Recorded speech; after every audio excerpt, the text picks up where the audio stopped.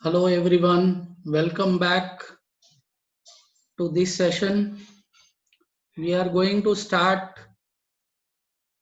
class 9 geography lesson, natural vegetation and wildlife. So I am going to share with you few slides by which you can be able to understand in a better manner, and I would like to request you to go with textbook reading, which will be compulsory for you to learn.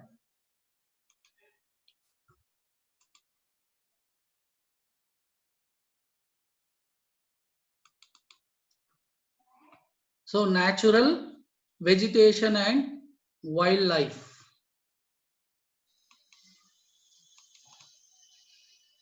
So before this, you see few of the slides, few pictures I have taken, for which it will be better for your understanding. So please go through this. This is a forest and a river. And now what we have in our natural vegetation, that is a small data which is given here, that is number of species, that is the details what we have, that is we have 47,000 plant species, and we stand 10th rank in the world and 4th in the Asian continent. 15,000 flowering plants we have, and which makes us 6% of the world's flowering plants. And then 89,000 animal species and 1,200 bird species, which contribute 13% of total birds in the world. That is, we have a big contribution in the natural vegetation. 2,500 fish species, that is, we stand with 12% of the world stock. 5 to 6% of amphibians, reptiles, and mammals. And now, what is a virgin vegetation? These are the smaller ones, small definitions, and you need to understand them very clearly. That is compulsory, by which you can understand about the vegetation. So first we are going to learn about what is virgin vegetation. A plant community which has grown naturally without human aid and has been left undisturbed by humans for a long time is called virgin vegetation. That is simple. Wherever you see the plants which are growing naturally without any human aid, but how they are growing?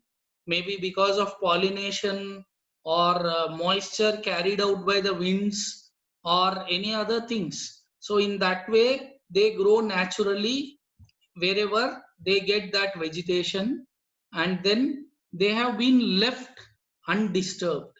They have been growing like that only, like what we call it as waste forest, or naturally they grow themselves. So this kind of vegetation is called virgin vegetation. Now, what factors are responsible for the huge diversity in a flora and fauna? Flora and fauna. There are, I'm sorry, this is little bit, this slide is, that is overcoming. So first one is in relief, we are going to know about the left side one is about the land. Land.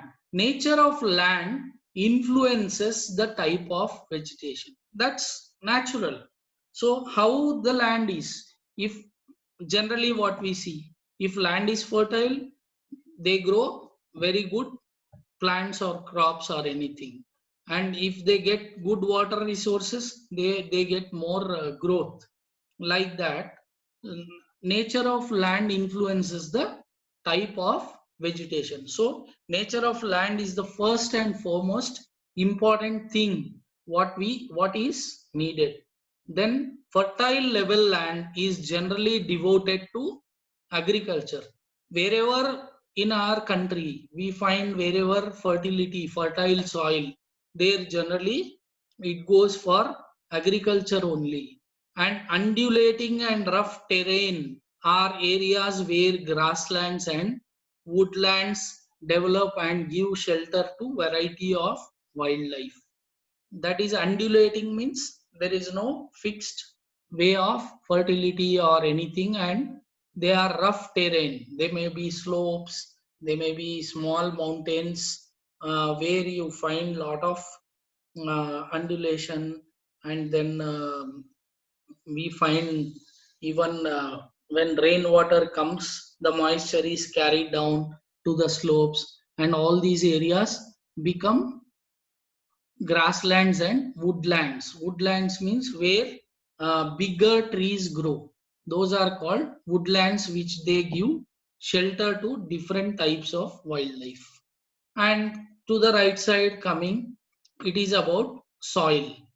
Different types of soil provide basis for different types of vegetation.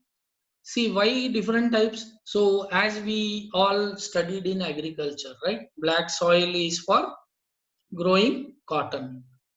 Red soil is good for growing sugarcane. Like that, it depends on the soil, quality of the soil. So sandy desert soil supports cactus and thorny bushes. See, cactus and thorny bushes, why they are grown only in sandy desert? Because there is no much rainfall there. So these plants do not need much water. Why? Because whenever they get water, they store in their stems and leaves. That's why cactus and thorny bushes can grow in sandy soil. Wet, marshy, deltaic soil support mangroves and deltaic vegetation. The hill slopes where some depth of soil has coniferous trees. Coniferous means, as per its name only, they grow in the shape of a cone. They go like a cone. Climate. Next is climate. We studied land, soil, now climate. In climate, temperature also is a major aspect. The character and extent of vegetation are mainly determined by temperature along with humidity in air, precipitation and soil. That is, the character here, it will be determined by the temperature. Humidity. Humidity means the heat content, the moisture content in the atmosphere, that gives lot of difference in the climate. Precipitation and soil. On the slopes of Himalayas and the hills of the peninsula, above the height of 915 meters, the fall in temperature affects the types of vegetation and its growth and changes it from tropical to subtropical temperature and alpine vegetation. That is, as the height or altitude grows from the sea level, then if the height is growing more than 915 meters, example we have taken as Himalayas. So there the temperature changes, temperature will decrease. So there the vegetation also changes, and generally we see alpine vegetation there. And now photo period. What is photo period? Photo period. What is photo period? The variation in duration of sunlight at different places is due to differences in latitude, altitude, season and duration of the day. See, the variation of duration of sunlight is because of the latitude first, then altitude. Altitude, as I told you, Altitude means the height from the sea level. As altitude is higher in the hill station, normally we visit hill stations during summer because it will be cool. So it depends on that. So this is called photoperiod. And duration of the day. Duration of the day, in the east, sunrise will be early. In the west, sunrise will be late. So the same way sunset also. It will be early in the west and late in the east. So even that duration of day. Duration of the day is more in summer season, less in during winter season. So due to longer duration of sunlight, trees grow faster in summer. So they grow faster in summer because they get sunlight more. Next is precipitation. In India, thus advancing southwest monsoon and retreating northeast monsoons bring in almost the entire rainfall. So we are depending on the monsoon. We all know that. So in India, advancing southwest monsoon and retreating, that is going back. The monsoon winds are going back, retreating in the northeast. They come from southwest, that is from Kerala. They enter in our country and they go towards northeast. So they bring almost all entire rainfall. So lot of rainfall we are getting. Areas of heavy rainfall have more dense vegetation as compared to other areas of less rainfall. Like Rajasthan, we don't have any green forests, but we have a lot of green forest in the southwest and Deccan area of the western part. Then again in the Madhya Pradesh, then it goes to the northeastern side. You get a lot of green forests. Why are forests important for human beings? Why there is a lot of requirement of forest for us? They are, first and foremost is, they are very much renewable resources. Renewable resources means again and again they grow naturally. Then they play a major role in enhancing the quality of environment. They play a major role in enhancing the quality of environment. How?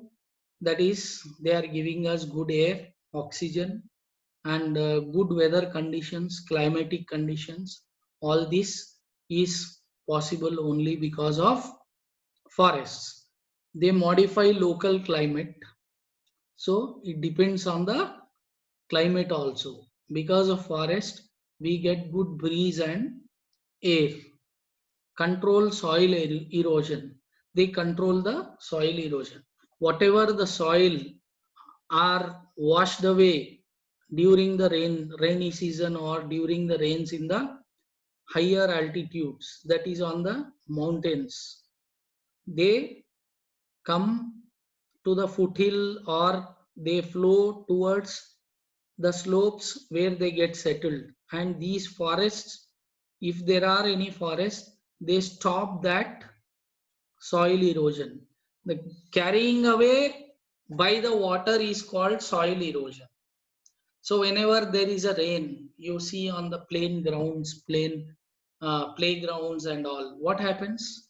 The water will be flowing towards the slopey area. So while it is flowing, some of the soil is being carried away. And after when it dries up, you see some channels form, canals. Channels are formed where you find some soil is washed away. That is nothing but it is called as soil erosion. So regulate steam flow. They regulate steam flow by giving a way to the water to flow. Support a variety of industries. For many industries, many forest goods are the raw materials. They provide livelihood for many communities. Many communities, they provide livelihood. That is, they sell forest goods or they might manufacture something from it. So many communities, they are getting the livelihood. And then offer panoramic or scenic view for recreation. So they give beautiful scenes. See the second slide what I had shown you. It was a beautiful scenic view, and we feel happy when we see some beautiful pictures of forests or rivers or anything. Controls wind force and temperature and causes rainfall. If the clouds are moving away with the help of winds, with the force, what happens? If forests are there, trees are in a height, so these will stop those clouds and make those clouds to rain there itself. So they control wind force and temperature and causes rainfall. Provides humus to the soil. They provide lot of moisture, a kind of moisture, we call it as humus to the soil. Provide shelter to the wildlife. Many wild animals live in the forests. India's natural vegetation has undergone many changes due to various factors. What are they? The growing demand for cultivating land, because we have a vast population. We are second largest in the world. So for that we need lot of food grains. We need lot of cultivated land to grow agricultural resources or food grains. So for that what we are doing? We are cutting down the forests and using it for agricultural purposes. Developing of industries and mining. And many areas under the forests, there are mines. That is, minerals are existing in those areas. So, to develop these mines and industries, what they are doing? They are cutting down the forest. Deforestation is taking place. Next is urbanization. Urbanization is because population is increasing, people are migrating from the rural background, from the villages to the towns and the cities. So when the towns and the cities are have to develop, means they go little bit outskirts of the towns or the cities. So in this way they are going on growing, by which the forests are getting reduced. So urbanization, overgrazing of pastures, overgrazing the outskirts of the forests, the outer borders, where you find lot of greenery, small plants, shrubs, grass, and others are grown there. So what happened? There people are taking their livestock. Livestock means cattle for grazing. So by which some of the forests are getting destroyed. See here in this slide, you see this is a beautiful forest where step cultivation is taking place. That is, they have cut the hill into stepwise where they do agriculture. Whereas urbanization, you see what is the situation? They are constructing so many huge buildings and here bridges. Then this is all overgrazing. This is urbanization.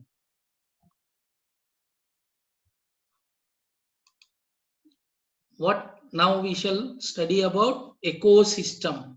What is an ecosystem? All the plants and animals in a given area are interlinked and interdependent on each other, as well as the physical environment, forming an ecosystem. All the plants and animals in a given area are interlinked and interdependent. How? Plants are the food for the animals, and animals also are food for the human beings. So in this they are interdependent on each other, as well as physical environment forming all this system is called ecosystem.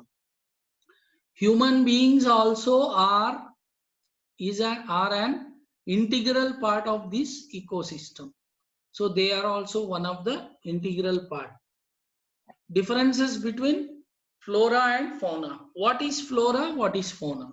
Flora means plants of a particular region or period listed by species and considered as a group.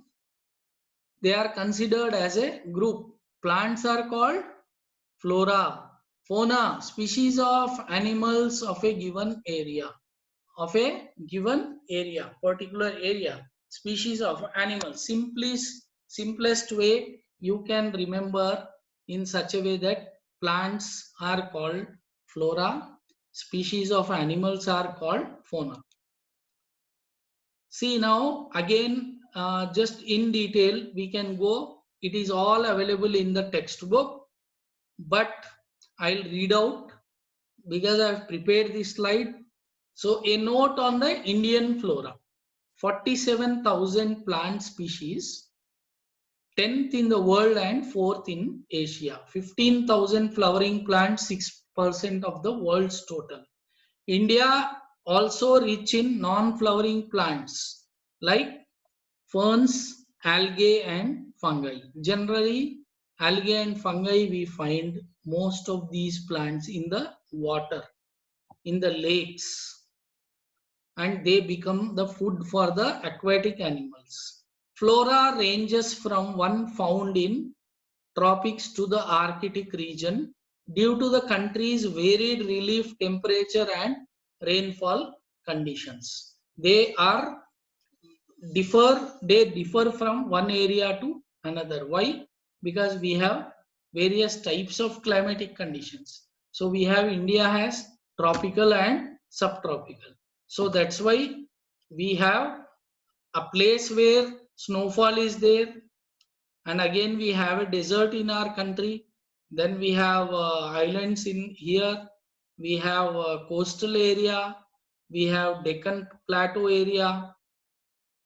So many types of physical features. Already you studied in your second lesson geography about physical features. So all those things we have. So that's why we have various tropical and subtropical climate. So for that we have different types of climatic conditions. Most of the Himalayan and peninsular regions are covered with indigenous vegetation. These species are found in the North Indian plains and the Thar Desert. So Thar Desert is in Rajasthan. So we have indigenous vegetation. Owing to destruction of forests for agricultural and industrial development, several plants are facing extinction. So because of the destruction or deforestation, for the need of agricultural and industrial development and urbanization, several plants are facing extinction. They have become rare.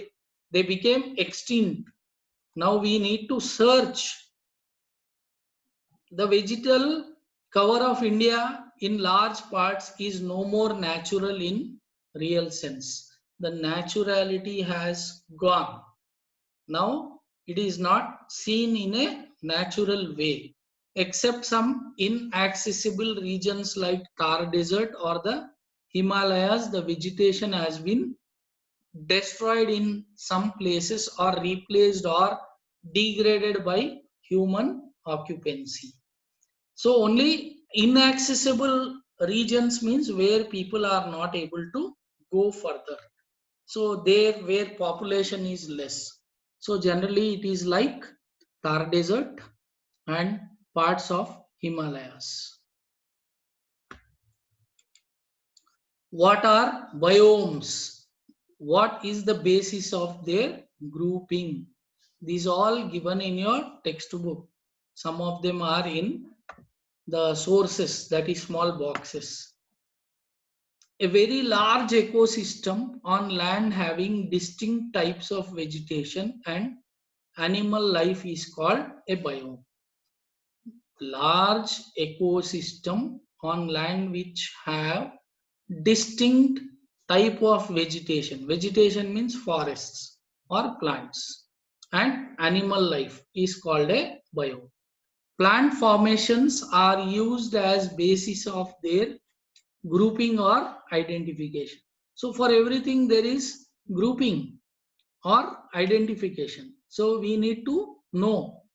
So they call it as family, or they call it as something else. Now example, grouping means I can say now we eat lemon. Lemon is similar to orange, oranges, or what we call Mosambi, Santra, Kamalapandu, Batai, Dabakai, all these things. Telugu you say Dabakai, right? All these belong to one family. So they are in the same group. Taste will be different or size may differ. The 5 principles of biomes in the world listed in order of availability of soil, water and heat. Here we are talking about biomes. Previous slide we discussed just for you to understand how they are identified or how they are made as families. So we took example of lemon. Now we are taking about a full biome or a full ecosystem. So they are listed in order of availability of soil, water and heat. The 5 principal biomes of the world are, what are those big ecosystems in the world are? One is forests, second one is savanna, third one is grassland, next is desert, and the last one is tundra region. So we call tundra region, right? In your primary classes you studied about all these. Now we will go in detail with the various types of forest. Tropical rainforest. These type of rainforest, how they are formed, where they are identified or where they are located, we are going to know about it.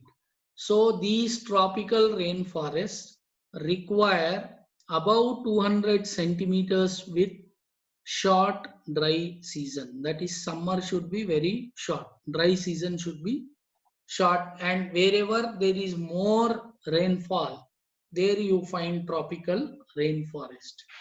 Found in the rainy parts of western slopes of Western Ghats. So that's why you find a lot of forests there. Like after all the Konkan coast, you find these tropical rainy forests. And island groups of Lakshadweep and Andaman and Nicobar Islands, upper part of Assam, Tamil Nadu coast. Trees reach great heights up to 60 meters or even more. Trees reach great heights up to 60 meters or even more. So the trees become very tall, because they get ample of plenty of water. Since the region is warm and wet throughout the year, it has luxuriant vegetation of all kinds. They have trees, shrubs, creepers, giving it multi-layered structure. They have multi-layered structure. Evergreen forests.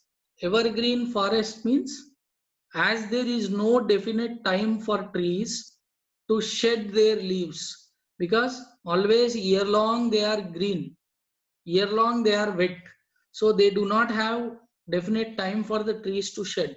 Whenever there is a dry season, they shed their leaves. These forests appear green all the year round, so that's why they are also called as evergreen forest. Commercially important trees are ebony, mahogany and rosewood rubber and cinchona. These are providing us wood for various purposes for the human beings. Common animals found in these forests are elephants, monkey, lemur. Lemur is a type of a monkey, and deer. One-horned rhinoceros you find more in Assam. Only in the world it is one of the most famous for one-horned rhinoceros found in the jungles of Assam and West Bengal. Other plenty of birds, bats, sloth scorpions and snails are also found in these areas. See, this is a small picture I have taken. This is a stratification of a tropical forest. See, in this below 10 meters, herbs are grown. Between 10 and 20 meters, shrubs are grown. Between 20 to 30 meters, short trees are grown. So 30 to 40, dense canopy. And then 40 to 50 and above, they are the tall emergent trees. So everything is grown here, right? Because they have plenty of water and they are wet always. These are the pictures of tropical evergreen forest. Now next one is tropical deciduous forest. They require rainfall between 70 to 200 centimeters. So little lesser rainfall than the evergreen forest. They are called as monsoon forests and are the most widespread forests in India. The most widespread forests of India, because we have lesser rainfall in other parts of the country. So they are between 70 and 200 centimeters, and this much rainfall is we are getting only from the monsoons. So they are also called as monsoon forests. Trees shed their leaves for about 6 to 8 weeks in summer. So what we call autumn season. So just before summer, during summer, some 6 to 8 weeks, the leaves become dry and they shed their leaves, and again in the spring season you get the fresh new leaves. On the basis of availability of water, these forests are further divided into moist and dry deciduous forest. So you can even distinguish between these two. In exam, there will be they may ask you differences between tropical deciduous forest, evergreen forest, then some other forest or mountain forest we are going to study further. Common animals found in these areas are lion, tiger, pig, deer, and elephants. Other huge variety of birds like birds, lizards, snakes, and tortoises are found here. See, moist deciduous forest. Sunlight also is falling here. This is dry deciduous forest. Now, tropical thorn forest and scrubs require less than 70 centimeters. When there is no rainfall or very less rainfall, then we call it, then we find tropical thorn forests and scrubs found in semi-arid areas of Gujarat, Rajasthan. Arid means dry area. You find it more in Gujarat, northern part of Gujarat, Rajasthan, Madhya Pradesh, Uttar Pradesh, Chhattisgarh, and Haryana.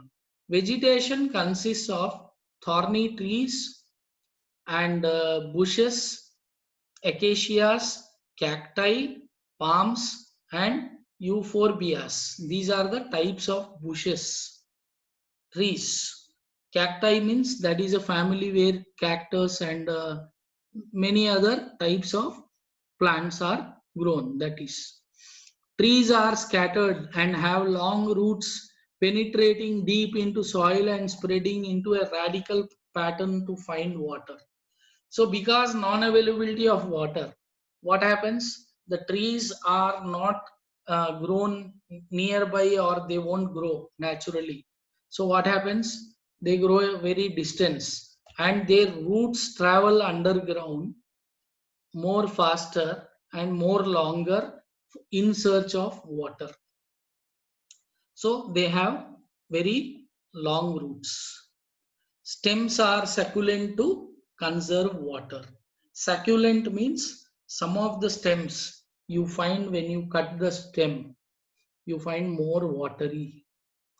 So they are nothing but they are the storages for the plant to grow, for the trees to grow. So such stems are called succulent, means they store water during the most hot weather conditions. The plant utilizes its own water which is stored in these stems. That's why they are called succulent. Common animals found are rats, mice, rabbits, fox, wolf, tiger, lion, wild ass, horses, and camels. So these are the animals found. See, this is the thorn and scrub veg. You find more shrubs and smaller plants with more thorns. Why? Because they store water in that. Next is mangrove forest. This is the most important and beautiful mangrove forest which we have, and I think we have the largest mangrove forest in our country. So let us learn about it. Found in areas of coasts influenced by tides because of the sea water tides. They are influenced. Mud and silt get accumulated on such coasts. In those coastal areas, mud and silt. Silt means semi-solid mud, which is mixed more with water content. They get accumulated. They get washed away from the tides, and they get accumulated on such coasts. Then dense mangroves are common varieties with roots of the plants submerged under the water. Excuse me. Dense mangrove forests, they become very dense, are the common varieties with roots of the plants submerged under the water. The roots go and they get submerged in the water, and they are found generally on the banks of rivers or near the sea. So we have many rivers, so we call deltas also. So where sometimes water flows and sometimes doesn't. So found in the deltas of Ganga, the Mahanadi, the Krishna, the Godavari, and the Kaveri. Sundari trees are found in Ganga, Brahmaputra delta, provide durable hard timber. So do you know the speciality of these Sundari trees? They are a kind of timber trees, and they provide very why these Sundari trees are grown in these mangrove forest, and their roots are always inside the water, and also these trees will be sometimes submerged in the water itself, and they grow like that only. And this timber, this wood was even in olden days taken away by the Britishers to build their Royal Navy ships, the warships, what they wanted. They used to manufacture their ships using these Sundari trees wood only. Why? Because they grow in water, that's why they become waterproof. They never get spoiled. So waterproofing is important for the ships. So that's why they used these wood only. And then other plants are palm, coconut, keor, agar. Famous animals found are Royal Bengal tiger. We have the best species of lion, tigers in our country. And Royal Bengal tiger, they are very huge in size. And even you find white tigers, they are also from the same breed, Royal Bengal tigers. And common animals found are turtles, crocodiles, gharials, and snakes. See, in this slide, you see the roots are inside the water and they are on the banks of the water and they grow here. So that's why we call it as mangrove forest. See, these are also, they are almost, they are inside the water. They are growing like that only. These are the branches or the stem of the tree, bark of the tree. They are all submerged in water.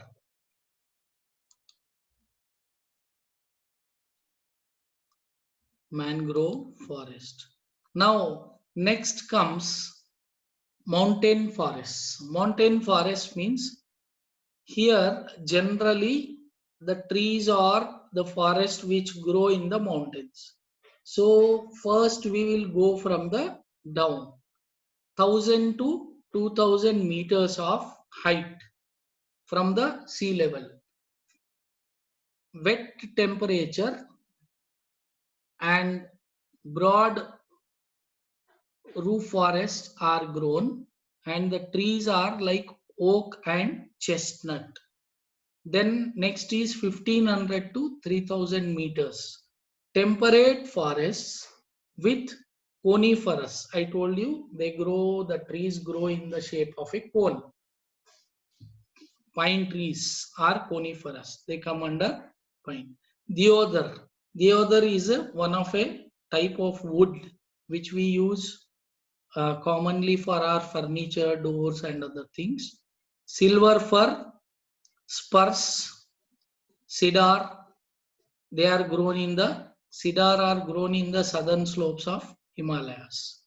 Then next is 3000 to 3600 meters. They are called as temperate forests, grasslands, where you find silver fir, juniper, pine, and birches. These are the types of trees grown in that altitude. Then beyond 3600 meters, you find only shrubs and scrubs, and we call it as alpine grasslands. Then again, if you go above that, you find the snow cap. Snow will be formed, glaciers will form on the mountains. So there, small mosses and lichens, very small herbal and shrubs are grown there. What are the common animals found in these mountain forest? Kashmir stag. Kashmir stag. Right? Spotted deer, wild sheep, jack rabbit, Tibetan antelope, yak, snow leopard, squirrels, shaggy horn, wild ibex, bear and rare red panda, sheep and goats with thick hair. Why goats with thick hair? I'm telling you because these are all are found in the cooler or higher altitude areas where the temperature will be very cool. So they have to withstand. That's why they have more fur. They have more thick skin and all this. So they cannot live in the normal temperatures. They will die. These animals. They want the cooler climate. See, you see on some of these are the mountains where you see snow and glaciers are formed. So these are the coniferous trees which I am showing you. I don't know whether my cursor you can see or not, but the trees you find in the left and right, they are in the shape of cone. So that's why we call it as coniferous trees. See, these are the forest, mountain forest we call. They grow on the mountains. Name the tribes that use the alpine grasslands for extensive grazing. Grazing means for making their livestock to eat food. The Gujars and Bakarwals. The Gujars and Bakarwals. See, I have collected the pictures of these tribals. These are the Gujars. They live in the mountains. The Bakarwals also live in the mountains. See the goats, how much thick fur they have, hairs. What are endangered species? A large number of birds and animals are in the danger of getting extinct. These are called endangered species.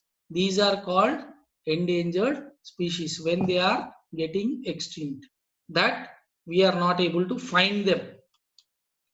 What are the migratory birds which ones visit India? Migratory means, what do you mean by migration?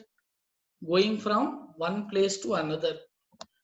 When people migrate, they go for a better occupation or better livelihood. But here birds are migrating. That is, one is because of the climatic conditions or non-availability of food. Only two reasons they will have. Birds that migrate from one region to another, traveling in thousands. All the birds together, they travel to build nests and raise their young ones and go back later, are termed as migratory birds. They go back again. So only they come, they breed, they lay their eggs, and they build their nests, and then they stay back. And once there is a change in climate, they go back to their places. So the one major migratory birds that come to India are the Siberian crane and the flamingos. These Siberia means it is the cold desert, largest cold desert of the world, and that is in the Russia. Previously it was in USSR. Now it is separately called as Siberia. So the weather becomes very, very cold in the winter season. So before winter season starts, those birds fly from Siberia to India. That is thousands of kilometers they travel, and all the birds, they migrate. See, this is a Siberian crane,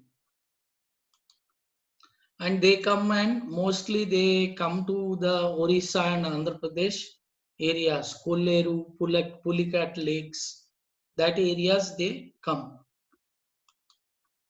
These are the flamingos. Mention the wildlife found in Ladakh. Ladakh, you know already, it is in the Himalayan area where we find lot of snow, very cold climate. So there, what are the wild animals found? Yeah, yak, shaggy horned wild ox, Tibetan antelope, the bharal, white sheep, and the kiang. These are the names of the animals which are found in these snow bound areas. The ibex, bears, snow leopards. They are leopards, but snow leopards are separate. They live only in the cold climate. And red panda in certain pockets. This is the picture of yak. It is not even like a sheep. It is not even like a bull or antelope or something. So they are found only in the Ladakh area. Yaks. The bharal, they are like the antelopes. Look at its horns. Kiang, these are look like donkeys, right? But their fur is very thick because they need to live in the cold area. Shaggy horned wild ox. They are not huge like our normal ox, but they are hefty and well grown. These are the antelopes. They live in the snow in the areas of Tibet. Wild sheep, look at their horns and skin. Ibex, look at its beard, look at its horns. Himalayan black bear. See, normally in our normal regions, you don't find so much of heavy bears, and this much fur they don't have. But see here, Himalayan black bears, they are heavily built with lot of fur to withstand the cold climatic conditions. It's a naturally given. Snow leopard, they live only in snow. Red panda, look at its skin and fur. So now we are going to learn about distinguish between moist and dry deciduous forest. Moist deciduous forests are found in areas with rainfall between 100 and 200 centimeters. So we shall compare now, distinguish now. So dry deciduous forest found in areas with rainfall between 75 and 100 centimeters. See here, look, try to learn, it is very easy. See, rainfall between 100 and 200 centimeters, moist deciduous. More rainfall in the moist, dry means less rainfall, that is 75 and 100 centimeters. Where it is found, moist deciduous is found in northeastern states along the foothills of Himalayas, Jharkhand, West Orissa, Chhattisgarh, and eastern slopes of Western Ghats. See, generally in the foothills of any mountains or hilly area or plateauic area, they are found there. So you need to know about it. Like northeastern states, Jharkhand, West Orissa, Chhattisgarh, and eastern slopes of Western Ghats. And dry deciduous forests are found in rainier parts of the peninsular plateau and the plains of Bihar and Uttar Pradesh. So, and these they in dry deciduous forest there are open stretches in which teak, sal, peepal, neem, and other trees grow. And in moist deciduous, important species are teak, bamboo, sal, sesame. These are all kind of wood. Bamboo, you know, it is used for manufacturing paper. Khair, kusum, arjun, mulberry, sandalwood. These are all growing in moist deciduous forest. Dry deciduous, a large part of this vegetation has been cleared for cultivation. Deforestation generally takes place more in dry deciduous forest, and parts are being used for even grazing. What influences the kind of vegetation found in mountains? The decrease in temperature with increasing altitude leads to the corresponding change in natural vegetation. There is a succession of natural vegetation belts in the same order as we see from tropical to the tundra region, right? We already discussed about the variation of the temperature. So when altitude, even we studied in the climate lesson also, right? As the altitude grows, temperature decreases. Altitude increases, temperature decreases. So in this, there is a lot of change in natural vegetation.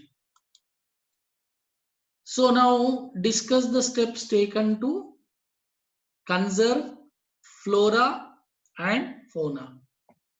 How to conserve, that is very important, because many of flora and fauna have become extinct because of the greed of the human beings, right? Periodic surveys and censuses of plants and animals are undertaken to find out the latest status and trends in their direction. So the government is trying to protect these species and of flora and fauna. So regular surveys, census, population count of the wildlife, all these being they are taking care of. and knowing the status. For example, Project Tiger and Project Rhinoceros were undertaken to save them from getting extinct. There are 16 tiger reserves in India. They have created, like Sri Shailam Tiger Project, Jim Corbett National Park, where it is a tiger reserve. Like that, there are many places in the forest areas where they are protecting the tigers and the rhinoceros, by which they can increase the population. We have 16 tiger reserves and 49 wildlife sanctuaries, bird sanctuaries, and national parks. 89 national parks have been set up, and we are going to do a small assignment. You can do it as you have some a map. It is shown all that you can do it. What are biosphere reserves? And we are going to mention their types. Biosphere reserves are found in those areas where every plant and animal species will be protected in its natural habitat. The major goal of setting up such reserves is to preserve the genetic diversity in crucial natural ecosystems, because all these species are becoming extinct, so they are trying to protect them. And these diversity, that is, some areas have been identified and then they have made it as biosphere reserves to protect them and leaving them in the natural ecosystem. The major objectives are to conserve and maintain diversity and integrity of the natural heritage in its full form, that is physical environment, the flora and fauna, to promote research on ecological conservation and other aspects of environmental preservations, to provide facilities for education, awareness and training.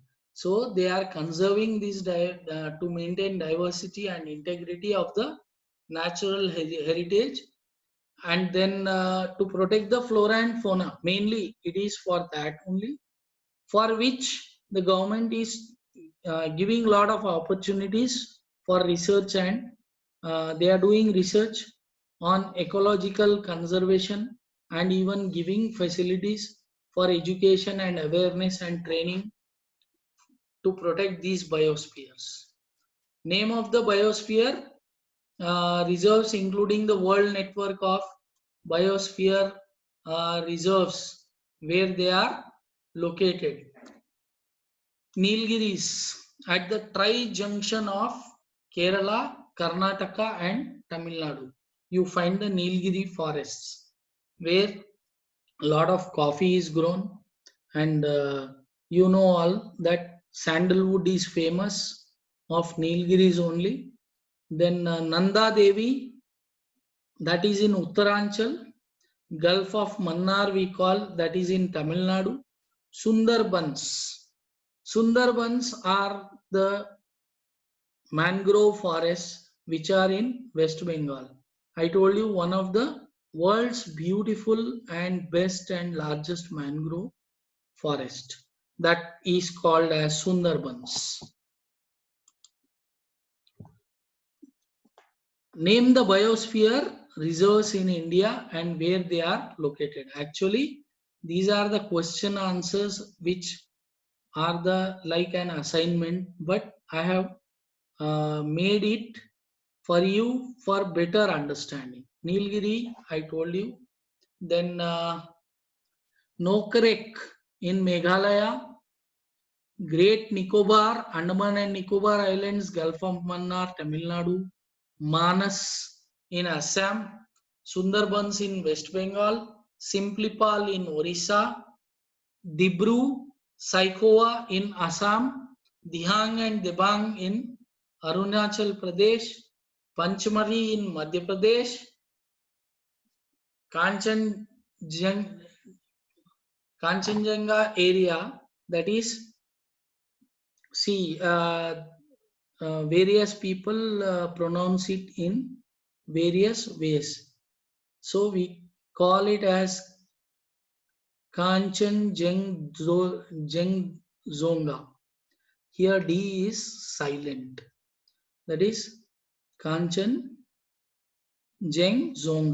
in Sikkim. See, this is I have collected lot of pictures. That is Nilgiris forest, Nanda Devi. Look at the clouds. They are on the Himalayas. Uttaranchal. Nokrek, Meghalaya. Andaman and Nicobar Islands. You find even the sea animals, that is aquatic animals here. Gulf of Mannar in Tamil Nadu. Manas in Assam. Sundarbans of the West Bengal. Simplipal in Orissa. Dibru, Saikhowa, Assam. Dihang and Dibang in Arunachal Pradesh. Panchmadi in Madhya Pradesh. This is the Kanchenjunga in Sikkim. Generally, we call it as Kanchenjunga also.